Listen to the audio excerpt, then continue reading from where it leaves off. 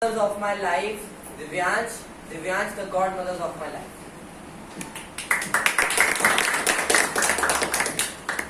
Well, good evening everyone. I am Divyansh Jain and I am delivering my Project 4 speech titled The Godmothers of my life. So basically, this speech revolves around the two superwomen who make my world go round. My mother and my grandmother. Every day, even before my eye opens for the day, I hear my mother cooking in the kitchen, preparing delicious food for me. My mother is a very caring person, but at times she also can scold me. Like before exams, she always tells me, "You have a very weak understanding in this subject." But when it's the time just before the test or any challenge, her words are always the same. Don't worry, just give your best. That is what matters. She is the one who stays up at night cooking hot soups for me when I am ill. My mother means everything to me. My mother is a perfect coalescence of softness and strength. Talking about my grandmother, whom I call Dadi, she loves talking and she herself is a very talkative person. She fondly calls me by the nickname Bannu, and there is a very interesting story behind that. So when I was an infant, I used to cry a lot on seeing my grandmother, and she would also always say that देखो कैसे बन के रो रहा है.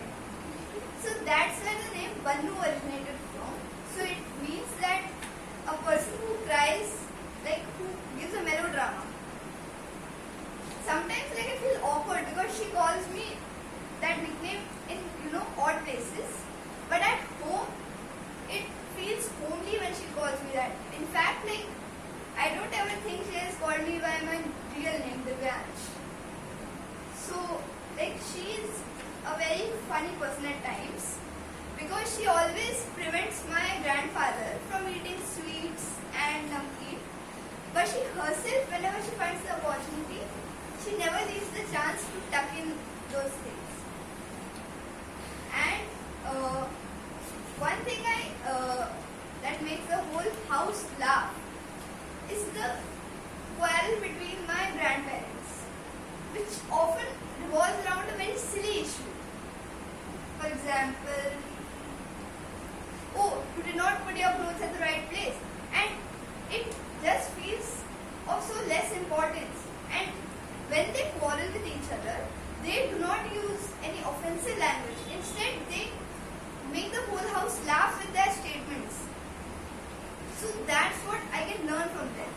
That whenever you want to contradict any other person, do it in a manner that does not hurt the person who is in front of you. Instead, try to make the person understand in a way that he and she, whoever it is, can understand. Another thing is that my grandmother narrates me a lot of stories from her childhood about what all struggles she had to face in life, and that all stories give me lessons that I can never forget in life, because as we all know, practical knowledge is way more useful than theoretical knowledge. My mother gives me strength and support, while my grandmother